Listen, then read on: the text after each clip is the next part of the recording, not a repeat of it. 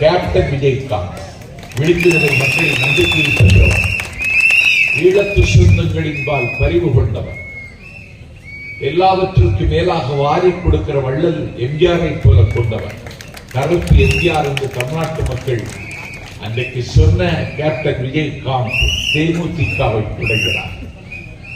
அதிமுக திமுக தவிர நீந்தாவது ஒரு சக்தி ஊடுருவக்கூடாது என்று கருதி கொண்டிருந்த திமுகவின் தலைமை இந்த கட்சி முகிழ்த்து விட்டது. ஆனால் முளைக்க கூடாது என்று கருதி அன்றைக்கு சாலை போக்குவரத்து துறை அமைச்சராக டி.ஆர். பாலு அவர்கள் இருந்த பொழுது தன்னுடைய வியர்வை பாசனத்தால் அவர் சேர்த்த வெள்ளிக்காசுகளால் கட்டி வைத்த கோயம்பேடு மாளிகையை போக்குவரத்துக்கு இடையூறாக இருக்கிறது என்று கருதி அந்த மாளிகையை ஒரு பட்ட பகலில் உடைத்து நுழைக்கிறார்கள்.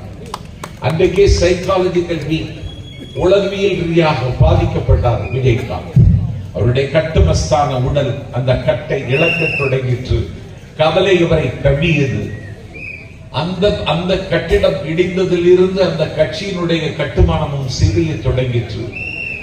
அவர் மாலை போட்டு கல்யாணம் செய்து கொண்ட அவருடைய மனைவி பிரேமலதா விஜயகாந்த் இன்றைக்கு அந்த தேமுதிகவை 5 ஆண்டுக்கு திமுகவுக்கு போக்கியத்திற்கு கொடுத்திருக்கிறார். அந்த கட்சியை முடிவு கொண்டிருக்கிறது. அந்த இடத்தை இட்டு நிரப்புதான் தீவிர திமுக எதிர்ப்பை முன்வைத்து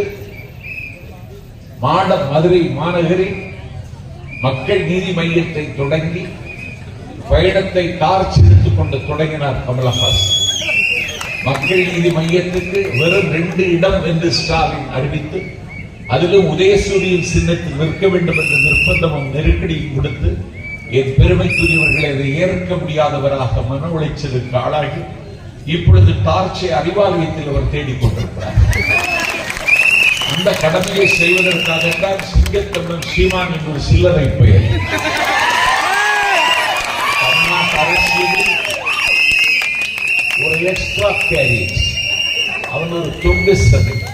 பெரியாரையும் அண்ணாவையும் அவமதிப்பதற்காக இன்றைக்கு நாக்பூரில் இருந்து கூலி வாங்கிக் கொண்டு குறைக்கிற அந்த ஓனாய் இன்றைக்கு அந்த கடமையை செய்யத்தான் தொடங்கினான். ஆனால் அந்த கட்சி இன்றைக்கு எங்கள் தலைவர் விஜய் போகிற இடத்திலெல்லாம் அது சத்தமில்லாமல் அடக்கம் செய்யப்பட்டு விடுகிறது.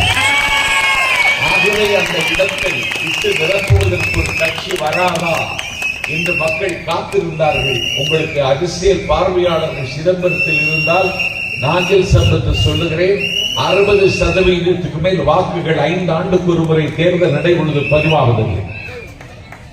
60 இல்லாவிட்டால் 62, 38% வாக்குகள் வாக்களிப்பதில்லை. இன்றைக்கு ஒரு உண்மையை சொல்லுகிறேன். டாக்டர் பாரிக்கும் நெடுஞ்செழியனுக்கும் சீனிவாசனுக்கும் சொல்லுகிறேன். 9ஆம் தேதி பாண்டிச்சேரியில் நடைபெற்ற வாக்குப்பதிவில் 91% வாக்குகள் பதிவாக இருக்கிறது என்றால் விஜய் தலைவன் விதைத்த விளைச்சல் பாண்டிச்சேரியில் இன்றைக்கு அறுவடை செய்யப்பட்டுவிட்டது. இதே நிலைமை ஏப்ரல் திங்கள் 23ஆம் தேதி தமிழ்நாட்டிலும் நடக்கும். 92 வாக்கு சதவிகிதம் தமிழ்நாட்டுக்கு வருமானால் விஜய்தான் முதலமைச்சர் என்று எல்லா திசையும் அன்றைக்கு அவருடைய பெயரை முன்வைக்கும்.